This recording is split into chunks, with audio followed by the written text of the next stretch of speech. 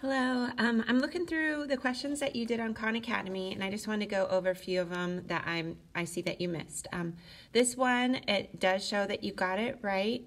If we look at this one, you got one of the answers right, but not the other. So you correctly showed me, because this times this, we'll say equals 0. You first set the f of x or the y equal to 0.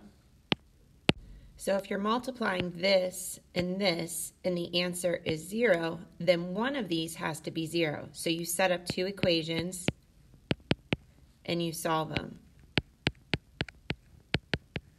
So on the left, you made a mistake because to solve this, you would have to add 5 to both sides. And you see that x equals 5. You said negative 5. And on the right, if you subtract 2, you get 5x equals negative 2, and then you divide by 5, and you get that x equals negative 2/5, and you did get that one right. For this one, you got both of your answers incorrect, so let me show you how to do that. Again, I would write this out on your piece of paper and like say in your head, if this times this equals 0, then either this equals 0 or this equals 0. And then solve those two equations.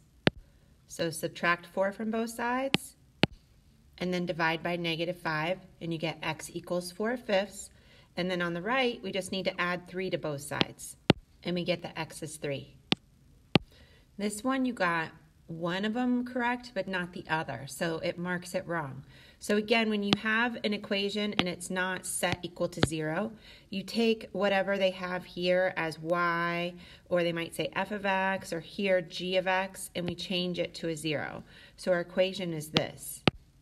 So again, I say in my head, if this times this equals 0, then that means either this equals 0 or this equals 0.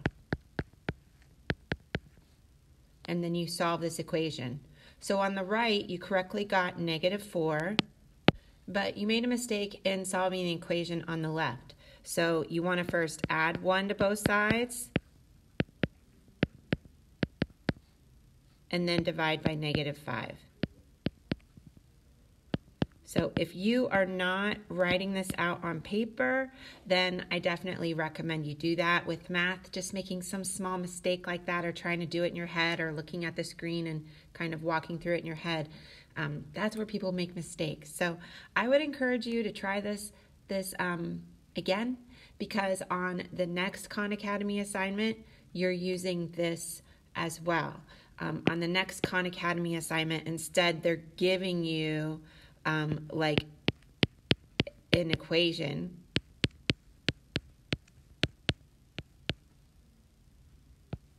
and you first have to factor it. So you're first changing it to a multiplication problem, and then you're setting it equal to 0 and using this 0 product property to find the answers. So you want to make sure that you're good with the 0 product property, and then the next one will take it one step further.